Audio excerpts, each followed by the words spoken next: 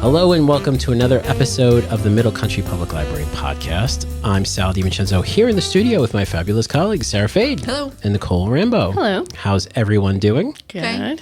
So I realized after we did our movie chat last week that we hadn't also done a trivia episode in a while. Ooh. So I thought... Oh, yeah. Were you here, Sarah? I bet the last trivia one was a gym. Yes. Yeah, Sarah, you haven't done one. Yeah. Sarah was not here. Yeah. Yes, it was a gym episode. We did the, was it the Super Bowl trivia? Which we said whoever won representing the team would win the Super Bowl. Obviously, that didn't happen. No. The other team won. But yeah, so it's been that long. It's been since February. So I thought that today I would ask you some questions about a subject. Is it me? It's my birthday this week. Your birthday is this week. Happy birthday, Nicole. Thank you. You're still under 40 though, right? Yes. Okay, so let's cheat. So never mind. turn No 80. happy birthday. Yeah, when you turn 80, she'll be 40. Stop it. Anyway. So it is May, and you may or may not know that May is Asian American Pacific Islander Heritage Month. Right? Do you know that, Sarah? You know that, right? Yes. Okay. All right. So I thought that today's trivia... I get a gift. So I thought that today's trivia would be that. We talk about Asian American Pacific Islanders trivia. Oh boy, I don't do good on this. All right. Don't start. The only time we really got in trouble was because of Sarah. No, it's because of me. Oh, that's right. It's because of you. All right. Insider joke. One of the episodes had to be edited. Anyway. All right. So here we go. So I'm going to ask you 10 questions. And after the answers, I'll give you kind of some background on it because we are a library and we should be educational as well. Yeah. Okay. First question. What year did Hawaii become a state? Ooh. All right. Here are the multiple choice. Okay. It's 1938, 1945, 1959, 1972. Oh, 59. Okay. So Nicole says 59. I'll say 38. 38. Nicole is right. Hey. It is 1959, yes. Settled by Polynesians sometime between 1000 and 1200, Hawaii was home to numerous independent chiefdoms. In 1778, British explorer James Cook was the first known non-Polynesian to arrive, and early British influence is reflected in the state flag, which bears the Union Jack. I didn't realize this. Yeah, it does. British influence. Yes. Sure. You know, of course, there was the attack on Pearl Harbor in December 7th, 1941. Yeah, I And, thought that was a state then. it was not. It was kind of like a military base, kind of like a colony. Oh. Yeah. It was in March 1959 that Congress passed the Hawaii Admissions Act, which U.S. President Dwight D. Eisenhower signed into law. So that when they asked on June 27th, 1959, a referendum asked residents of Hawaii to vote on the statehood, like the actual bill, and 94.3 voted in favor. Wow. Okay. Yeah, so overwhelmingly, they wanted to be Americans. So, It's like Puerto Rico now. and now, now it's But that ain't happening. and now it's a huge tourist place for people to go, and it's our connection to the Polynesian culture here in the United States. Yeah. So there you go. All right, Do you want to go? Have you ever been to Hawaii? I would love to go. I've never been. No, Have you gone, I'd Sarah? love to go. No, Nicole, have you been? No. Okay, so we've never been to Hawaii. It's about 8 hours too long. If you, wait until we get to the last question. You're gonna faint. All right.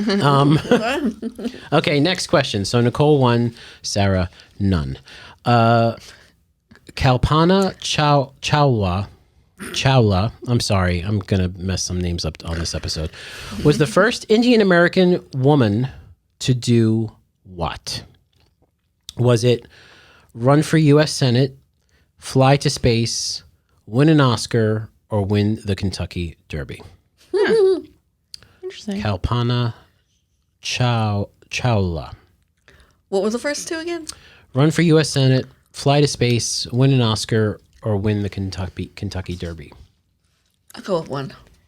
Okay, so you're going to say run for U.S. Senate? I'm going to say go to space. Go to space. Nicole again. Hey. Correct. Yes, and it's an unfortunate story, but she God. was the first. Was she on the Challenger? She was on the Columbia. Oh, the Columbia.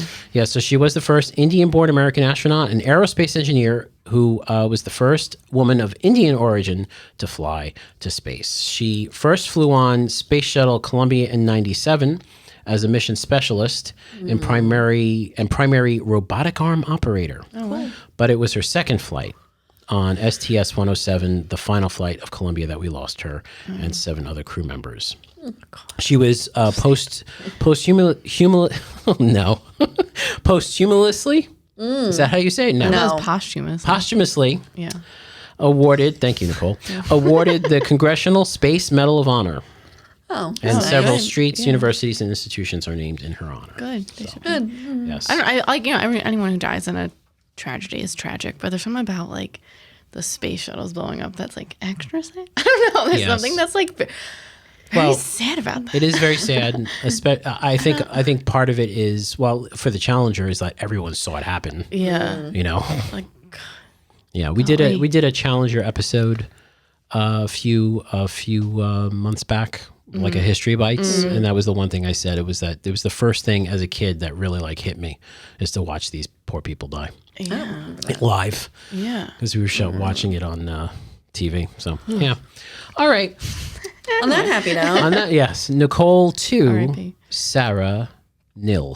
well, I have 100 just Yeah. because I. Oh yes, she starts at 100 because you are Asian. You get to start at. Is that how it works? Yes. Okay. All right.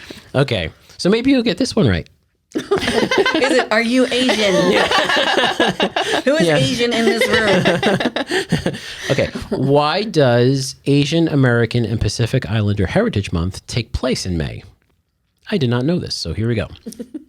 May is the 5th month, and the number 5 is lucky in Asian cultures. The first Japanese immigrant arrived in the United States on May 7th. May was the name of the first person to emigrate to the U.S., the first Asian person to emigrate, or the Hawaiian travel season begins in May. They're all awful. Oh, yeah, I know. Yeah. Like, how would you know the first person to immigrate here was named May? I don't know. What was the other one? The first one is a date. The first Japanese immigrant arrived in the United States on May 7th. I'll go with that. I'm gonna go. I thought. But that's very specific and odd as well. Yeah, Mm-hmm. I didn't think 5 was a lucky number. You should know this, right? Numerology? Yeah, It's like in yeah, your I know, wheelhouse, and huh? I didn't think But that I it feel was. like not all Asian cultures are the same. So That's what? true. Yeah. All right, we'll go with Hawaii. Hawaii. The Hawaiian travel season begins in May. Is that the worst one? Sarah is right this time. Hey. So Sarah gets a point. The first Japanese immigrant arrived in the United States on May 7th. So Of what year? So a former congressional staffer in the 1970s approached a representative with the idea of designating a month to recognize Asian Pacific Americans. So in June 77, they introduced a resolution to proclaim the first 10 days of May as Asian Pacific Heritage Week. But a similar bill was introduced in the Senate a month later. They proposed it, so on and so forth. So the proposed resolution sought May to be designated for 2 reasons. The first one is May 7th, 1843. The first Japanese immigrant arrived in the United States. And then more than 2 decades later, on May 10th of 1869, the Golden Spike was driven into the first Continental Railroad, which was completed using Chinese labor. Right. So Jimmy Carter signed a joint resolution for the celebration on October 5th, 1978. So Sarah got a point for that. This is good, Sarah.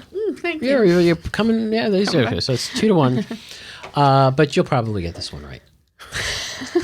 No, I pressure. think both of you are going to get this one right. Okay.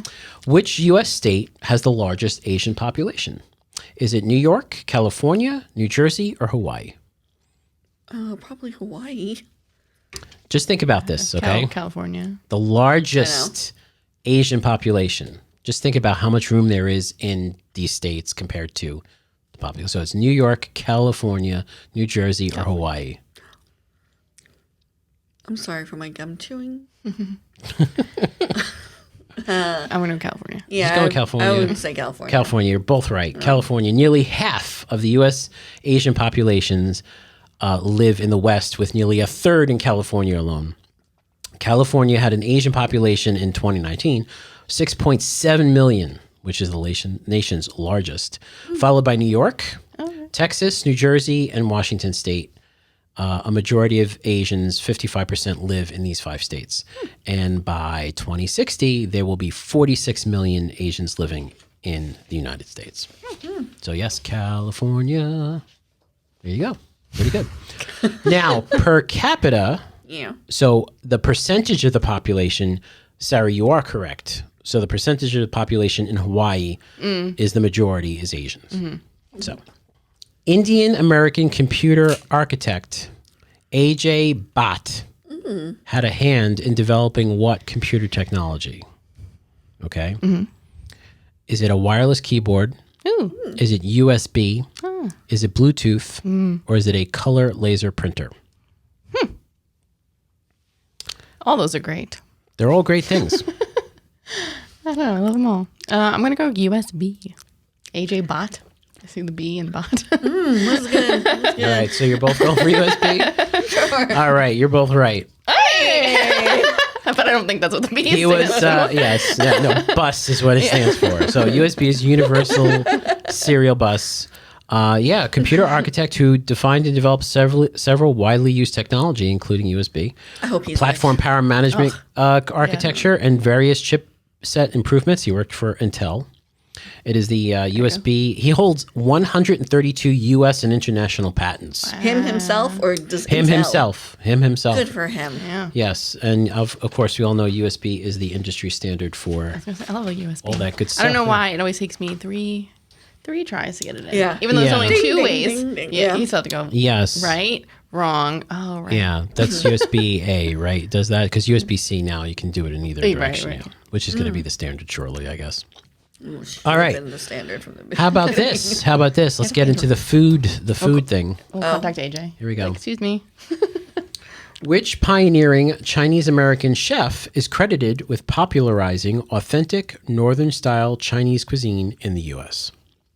Is it Joyce Chen, Masaharu Morimoto, Martin Yan, or Ming Tsai? Chinese-American chef credited with popularizing authentic Northern-style Chinese cuisine in the U.S. Now, this is, you have to think back now, because this is before, like, obviously there's a Chinese restaurant in every corner now, right? authentic Northern. But this was like the mainstreaming of it, so it does go far back. That should at least eliminate one person from that list yeah. who we know and love and eat at whenever we're in Florida. I don't know. Martin Yan? I don't know. I do know Yan Can Cook was on PBS. That is Martin Yan. that's yeah, that is him. Yeah. Great show, love it. I think that you know the food stuff better than I do. I mean, I would either go with the woman or Joyce? Which woman? Joyce Chen. the only one. But I've never heard of her. Or Yan Can Cook. Ming Tsai's later. He was on Was he after the nun? Right? Wasn't that who you liked, Yeah. the nun? Yeah. Yes, I did. I don't know. Very sweet.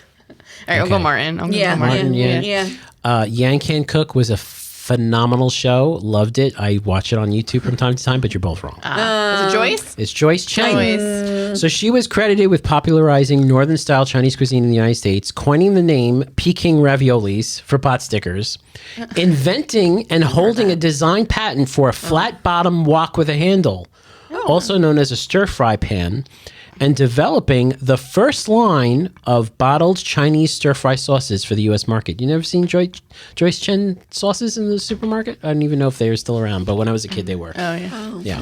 Oh. It's pretty cool, right? Good for Joyce. Yeah, good for Joyce. Joyce, yes. All right. I was actually just talking about Chinese food today. Yes. Now I Well, might now we're have to going to have to get get some. All right. So I hope we all get this right, because this is one of my favorite things. Okay. Hot pot is a traditional cooking method in which cuisine? South Korean, Indian, Chinese, or Vietnamese? Chinese. Okay, Sarah says Chinese. I'm going to agree with Sarah. Gonna go, Sarah. You're correct. Hot pot. Sarah knows her food. Yes. Hot pot is a flavorful broth traditionally served inside a large metal pot. The broth is brought to a boil and left simmering for the duration of the meal. Raw ingredients such as meat and vegetables are placed into the simmering broth and thus cooked. So good. The tripods of the, what is this, Zhao or Shao dynasty? Maybe the earliest prototypes for the hot pot. So way back during that, they had the hot pots. And then later a hot pot made with copper was created during the Three Kingdoms period, which was 200 to 280 AD, which is generally acknowledged as the origin of the hot pot. I have to go. Have you eaten at a hot pot like restaurant? Is it like a whole restaurant, or is that like one of the things you can? One like, of the get? things. One you of the can things, get, yeah. Yeah, it's really cool. And they come to, you order your food, your set, or whatever it is, and they just come, it's raw, and then you just cook it right at the table. Yeah, it's pretty cool. Yeah. I actually have a hot pot kit at home I got from Mikey Chen. Watch him on YouTube, Mikey Chen. He's awesome. Strictly Dumpling, my favorite food YouTuber. Do you use it? I do. I do. In fact, I have things that I really need to use soon, or else they're going to expire. All right. Last question. And this is the one that's going to make Sarah cringe. Oh, boy. Which airline offers the longest flight from JFK to a Pacific island? Is it Cathay Pacific, Singapore Airlines, Air New Zealand, or China Southern? I like Singapore. Isn't Singapore like the nicest? Is that the one that's like the nicest? Singapore airline? Airlines generally is the highest, one of the highest rated airlines for service. Yeah. Yeah. Oh. Yeah. And Emirates, I think, is also. I think that like It's up there. Yeah. Yeah. But Singapore is like the yeah. nicest. Yeah. If you ever get the opportunity, even if you're going to Europe, you can fly Singapore because I think they fly to Frankfurt from New York or something like that as a connection. Something strange, but yeah.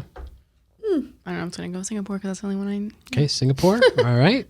I'll go with New Zealand. New Zealand was Air one? New Zealand. Yeah, because that's far. Okay. Sarah's correct. Yay! Which I think it might actually have made that as high. Well, I wasn't keeping track because we're all friends here. So Air New Zealand began direct nonstop flights from Auckland to JFK and back again, obviously, in 2022. The flight is 8,813 miles long and takes just under 16 hours. I thought there was a flight that's like 24 hours. Isn't there like a flight that's like a whole 24 hours? No. Oh, that's the longest flight there is. 16 is pretty much, that's kind of like the max on it. I mean, well, this is to a Pacific island. Yeah. I think like like 18 hours is probably pushing it as Yeah. far as like the total time, 18, 19 hours, but this one is 16 hours. The return flight from JFK actually is 17 hours because of the, I don't want to jump out of the plane. So I just want But you get first class. I just want to let you know though, Just all those airlines fly the longest routes from JFK. So Cathay Pacific has a flight to Hong Kong that's 8,070 miles. I don't know if I get on a plane called like Cafe Pacific. It sounds a little too casual. Sounds like a coffee. Yeah, I don't think I'd like. That doesn't make me feel. Cathay Pacific is It's they used to be a nice airline. I don't know lately, but Singapore Airlines, again, we mentioned them. They're 8,288 miles. And China Southern flies a flight that's 8,000 miles from JFK. Oh. So those As long are as all they're long not flights. on Boeing aircrafts. They all are. No, they are. They're all Boeing Boeing? aircrafts. Singapore doesn't I fly don't know Boeing. if Air New.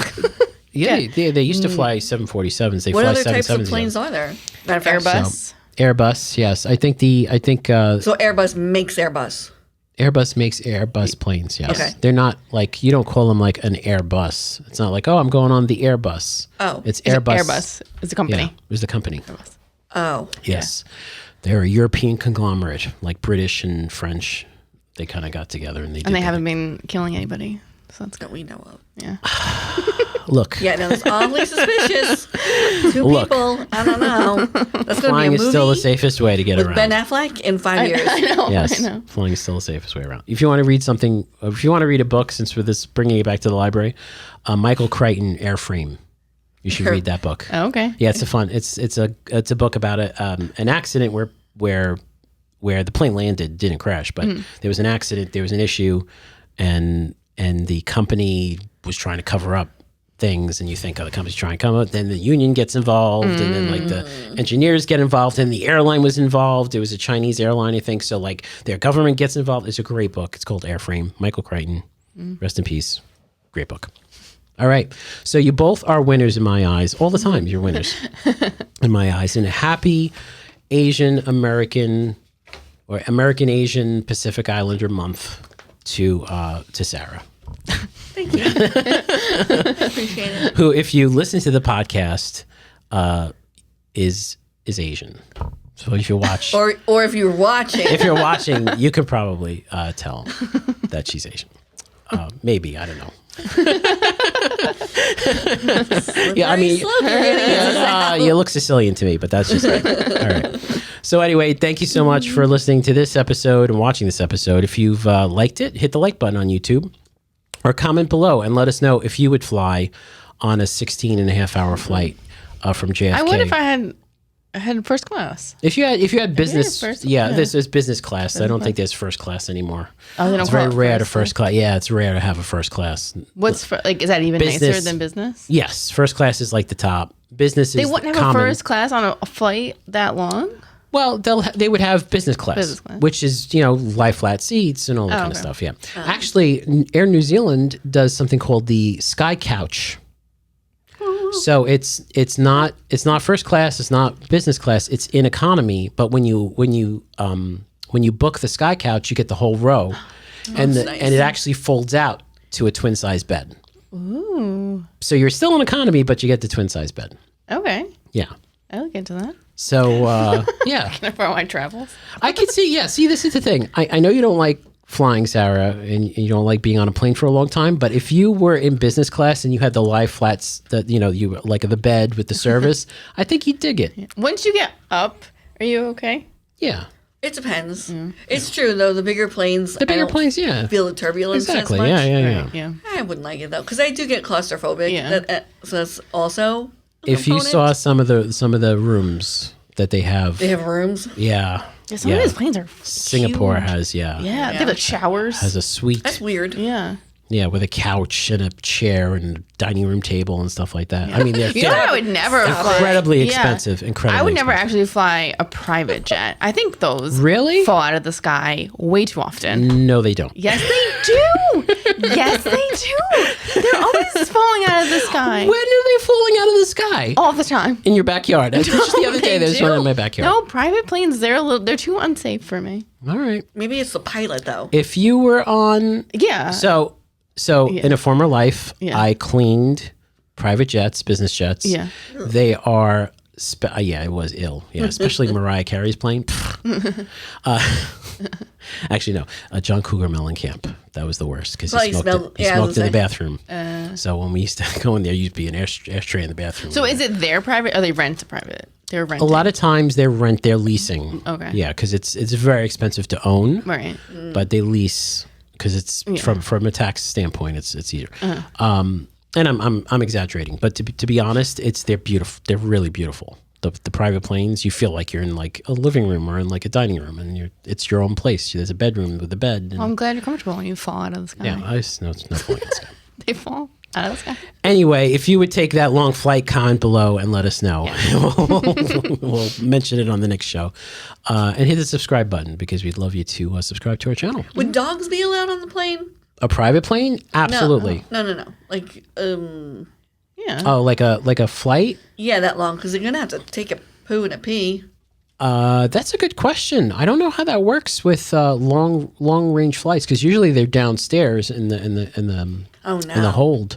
But I'm wondering if maybe those airlines that do it, maybe they have like a room in the back where the animals Go. Yeah. go. Well, no, there's nowhere to go. So No, I know. What? I wouldn't. I would not bring an animal on a 16-hour flight. I'll just put it that way. I was just going to say, Yeah. my dog would have to be with me, and I'd hold them. yeah. But you have small dogs, so maybe. But the thing is, like, where would they alleviate themselves? They don't. I don't Yeah. maybe In the They in just the hold it. cage. A lot of times for shorter flights, you give them something and they go to sleep and they'll wake up in the other. Not they don't fall asleep forever. They fall asleep and then they come back. Yeah. I'll look into this. You'll look into it. Okay. mcplpodcast.com is our website. Podcast at mcplibrary.org is our email address. So thank you so much. For Sarah Fade and Nicole Rambo, I'm Sal DiVincenzo. See you on next show.